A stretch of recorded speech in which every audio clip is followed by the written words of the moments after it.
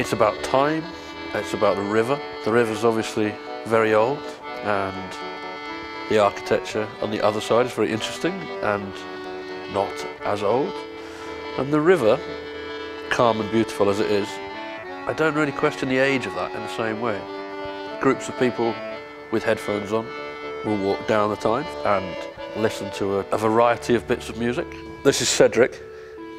Cedric has microphones where ears would normally be, and also ears where ears would normally be. The material that our ears are made out of has something to do with how we hear, and of course they point in a very specific direction. So this is essentially a microphone, and it allows us to make very realistic recordings of what it would be like if you were Cedric. We are walking the length of the route today, capturing all the noises that you would hear anyway. So when you do the route, you'll kind of get double reality. You'll also get this lot of recordings that we're doing today. Everything's kind of hyper-real through it, which is interesting. It makes you hear some things that you might not otherwise notice. I do spend quite a lot of time walking and listening to music, and there's definitely something about moving as you listen to music. As you go along the walk, various radio triggers set off what is essentially the next track. So if you imagine it sort of like an album, but you have to physically walk past the track change points. There are beacons to be lit.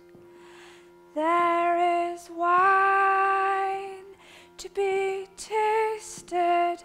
There are hours to use that yesterday were wasted. The Tyne is such an integral part of our identity, you know, coming from Gateshead or from Newcastle.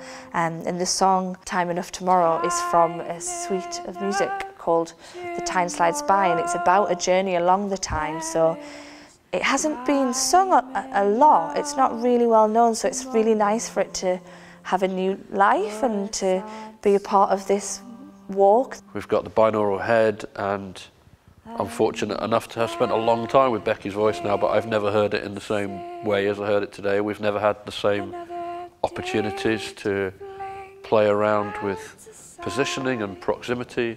This is an experience to have her right in your ear, or the other ear, or maybe behind you.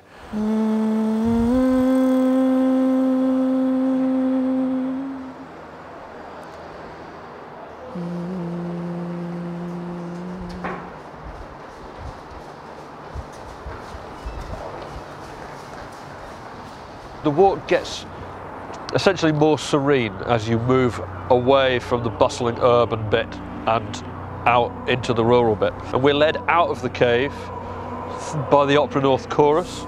We stand right in the middle of the chorus, which is quite a powerful sonic sensation.